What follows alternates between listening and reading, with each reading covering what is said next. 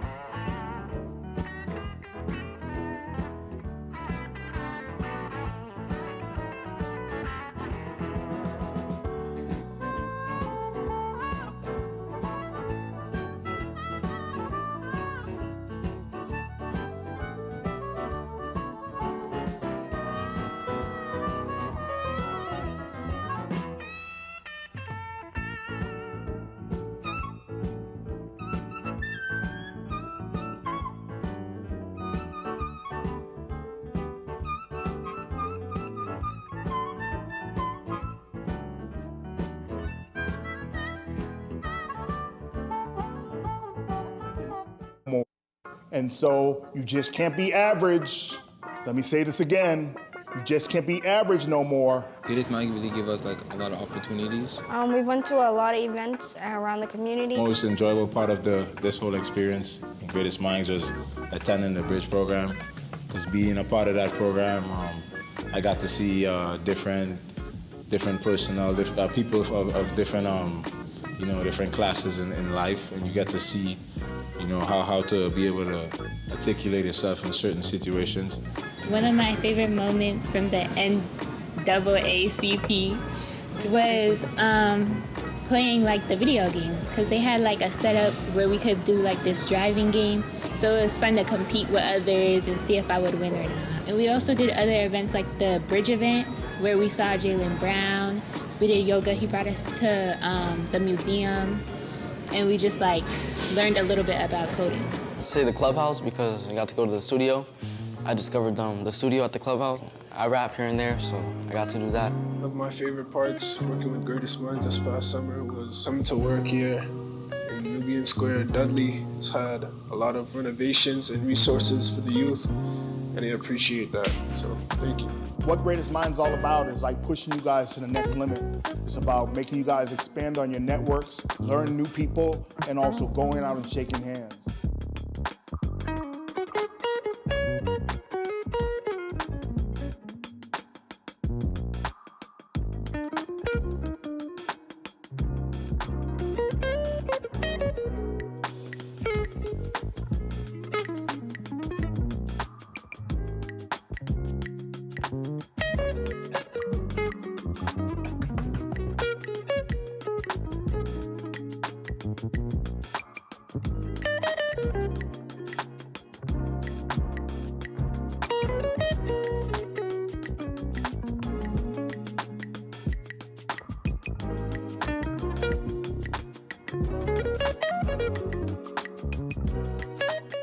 All right, we're back with Talk of the Neighborhoods with none other than the founder of Greatest Minds and the leader of the pack, so to speak.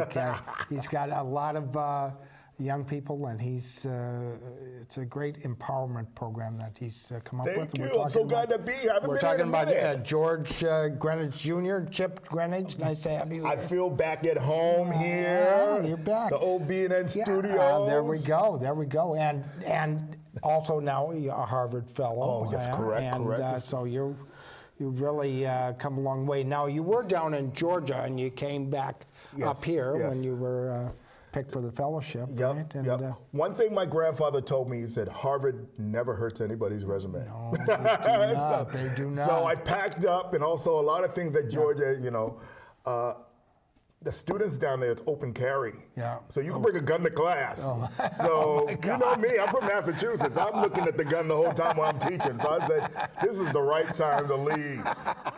So I am so glad to be back home and got to jump right back in the middle of things. Yeah. Got back the organization up and running, got a bunch of young people, some are actually here today. Yeah. But glad to be back home, man, and ready to cause trouble. You're an inspiration, because you've never hesitated to jump into, and you're doing all kinds of other things as well. But before we talk about that a little bit, tell us what was the inspiration for Greatest Minds? And I know your family was always very active growing up in Cambridge, right? If I remember correctly. And what part did that play in? It's so amazing because I'm from Cambridge. I have family in Cambridge and also Boston. Yeah. My great uncle, he founded St. James African Orthodox Church right on Cedar Street. Wow. So in the 1900s. So there were some Marcus Garveyites, Reverend James Greenidge and so forth. My goodness. So, that stuff runs in my veins. I've also had the best mentors like Mel King growing up and Gene McGuire and all these wonderful, and also Charles Ogletree and even Mayor Menino. I'll even call him a mentor, man. The late great. The late great Mayor Menino. But I've really had some great times. And so the thing is that what I want to do with Greatest Minds is make sure the next generation has those same opportunities to go visit colleges and universities. Yeah. We have a plethora of colleges and universities up here. Oh my gosh, Let's jump on the, some kids have never seen the other side of the red line. Right. Let's get them on there. So the best thing, last summer I was able to bring 60 students to Harvard University. Wow. To the Kennedy School for 2 days to meet with all the professors to talk about democracy and voting and all those wonderful things. Yeah. And we gave them all a certificate. And the kids are like, I got a certificate from Harvard. But the professors loved it, the students loved it, and they just couldn't believe all that was on the other side of the red line. And what about, it's one thing to have the certificate.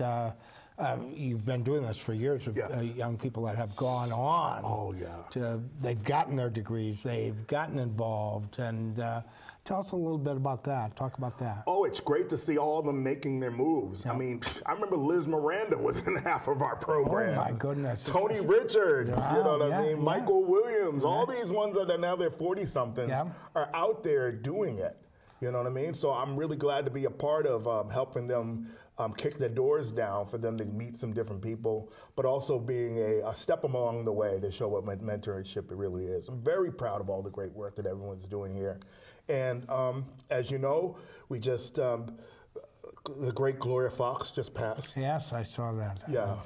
She just 82. Oh, yeah. And, she used to walk in the room and go, my sisters and brothers. You know what I mean? She used to walk in and everyone would just wake up. You know what I mean? Well, and not only that, and not to tell tales here, but she was a little hard of hearing, so she always overcompensated with her voice. She was so loud, We love that. Yeah, you know what I mean? You couldn't miss her. And she was on the program. All the time. So when I meet young people, I have a little bit of Gloria in me. I have a little bit of Charles Ogletree in me, a little bit of Mel in me. And when I walk in the room, as Maya Angelou says, I bring them all with me. Right. And challenge them too, and they may not be used to that. What's the reaction to, like you said, some of these kids have never been on the other side of the red line. Yeah. I mean, COVID has done a lot for young people about knowing what their areas are. So as someone said, I think someone said 60 days is a habit. Yeah. And so imagining being stuck inside for a year and a half, 2 years, and for them, the curiosity of going outside and going to do new things. Back in the day, when I used to say, hey, everybody, I'm bringing everyone to the movies downtown at the theater, you know, I have 45, 50 kids show up. Now kids are like, can't we just watch it online?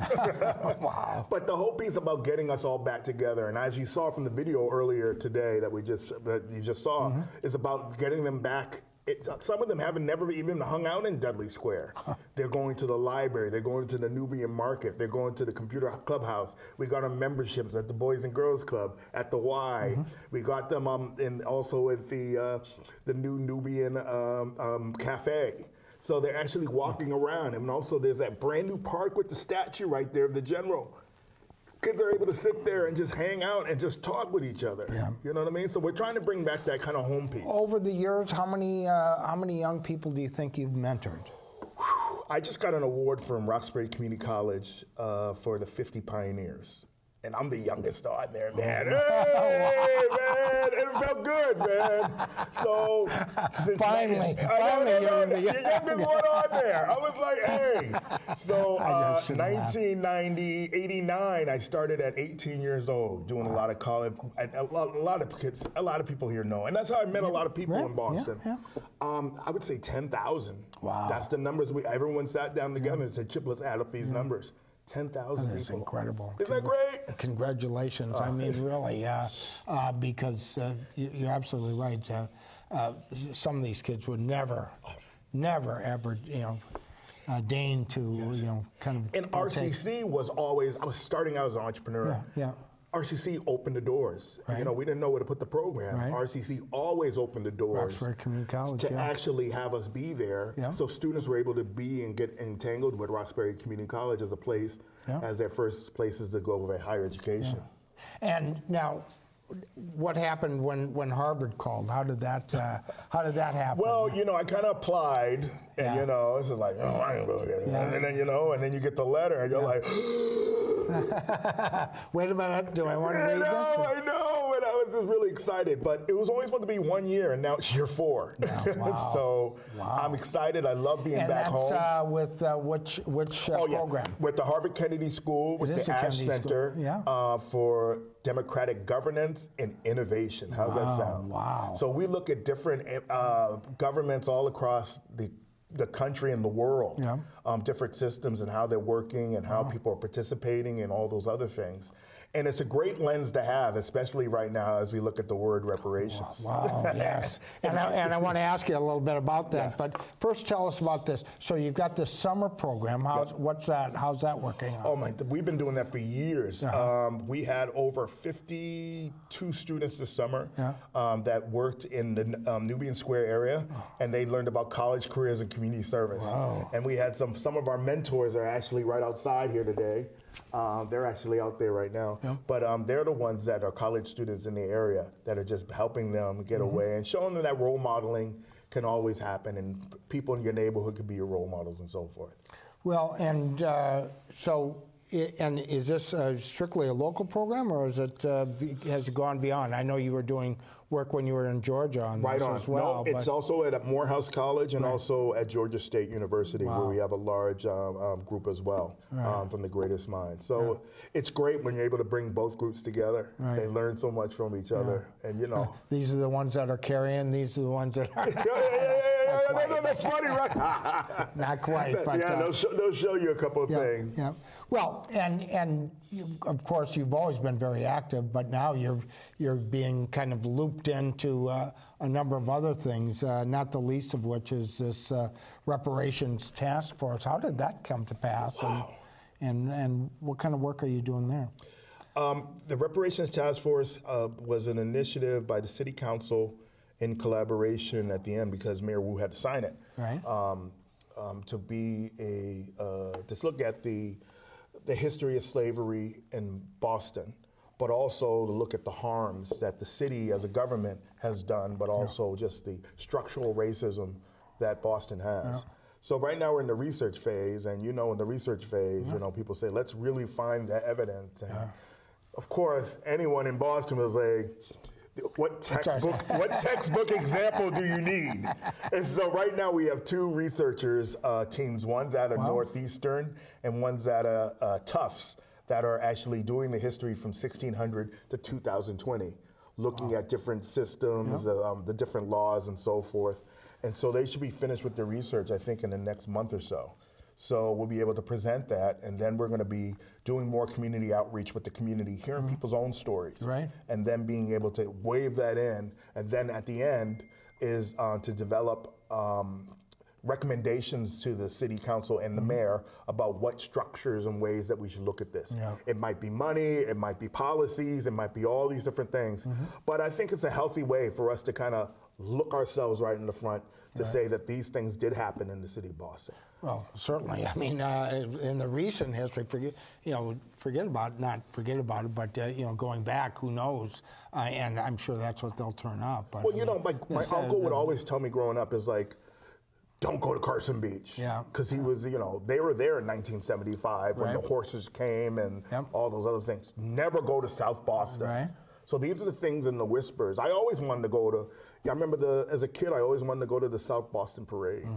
Because I love parades. And, my mom and my cousins would say, you can't go there. And I'm like, why can't you? Because you're black. And I'm like, second grade, I'm like, what are you talking about? I love parades.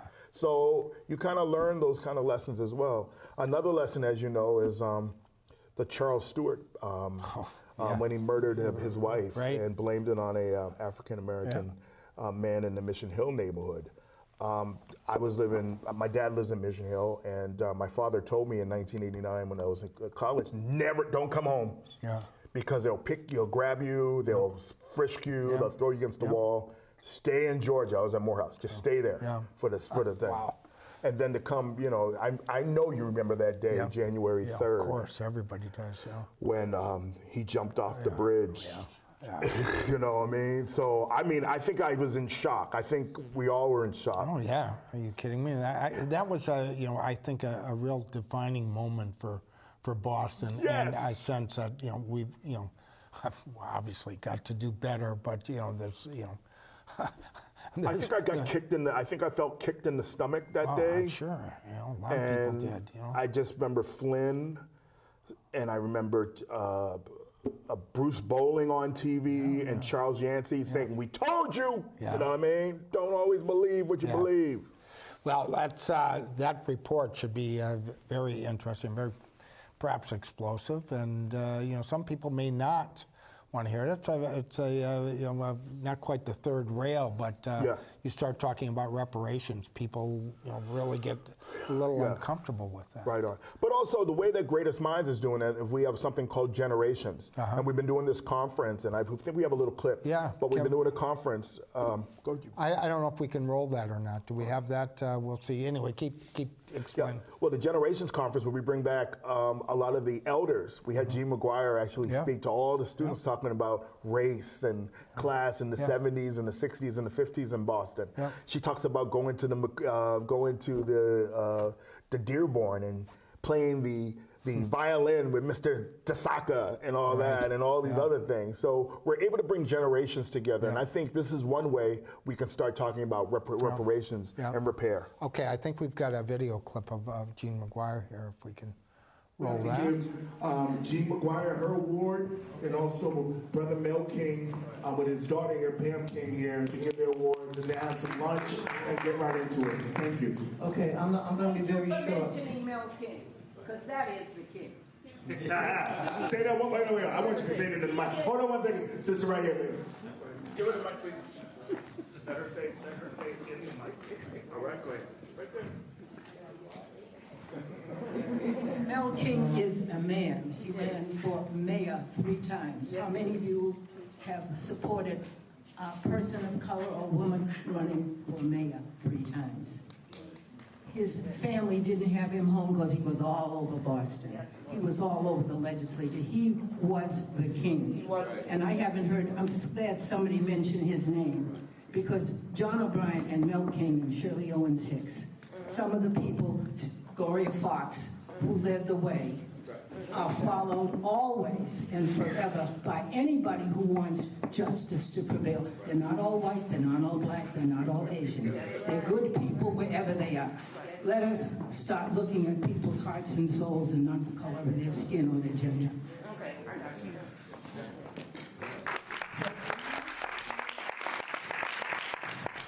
Talk about leading the way. Of course, Jean McGuire, she's been on the show here. It's been many years now, but she tells it like it is. She never held back, even when she was first elected to the school committee, and that was back in the. She broke some ground there. Talk about ground and glass ceiling and right what have you, and that's great to see. It must have been quite an experience for some of your students there. I mean, we had students there. We have young people there from 7 to 95 years old in that room. Wow. So they were all getting accustomed to just being around each other. And it's interesting, like young people are telling me now is that they're not used to being around elders. They don't know what to say. And the elders say, I don't know what to say. Yeah. And so being able to have that kind of space, we can actually build together as well. Well, when you get to be an elder. look, it's coming right there, and I'm enjoying it. But but now, as you know, we're very proud that there are a number of liquor licenses that will be given inside of the Roxbury, Dorchester, Mattapan neighborhood. And shout out to City Council Worrell and State Rep Worrell and Liz Miranda and the governor and mayor and everybody for making that happen. That's something that everyone wants to build community in all these areas, and you can't go all the way downtown to the seaport and pay $50 for parking to do it. Well, and they've been here and talked about that. That's potential huge economic development for the neighborhoods, because those licenses are targeted to neighborhoods that haven't had it in the past. I mean, really great move. So anyway, Chip Greenidge, she is the founder of Greatest Minds, and living here in Boston now, and pleased to have him back on the show to give us an update. Thank you. Happy holidays, Merry Christmas to you. Man. Thanks Let's so much. Do it, man. Thanks for coming back. All right, I'm so glad to be here. Love everybody. I miss everybody. Hey. Yeah, there we go. All right, when we come back with more Talk to the Neighborhood 12, with some local politics with an old friend, Darnell Williams. He joins us live via Zoom, but we'll catch up on him and see what kind of. I think he might have a bit of a hangover from the election. Not that kind of hangover, but he knows where all the bodies are buried in town. So you're going to have a great show. Hey, Darnell. Hey, all right. Stay tuned. We'll be right back.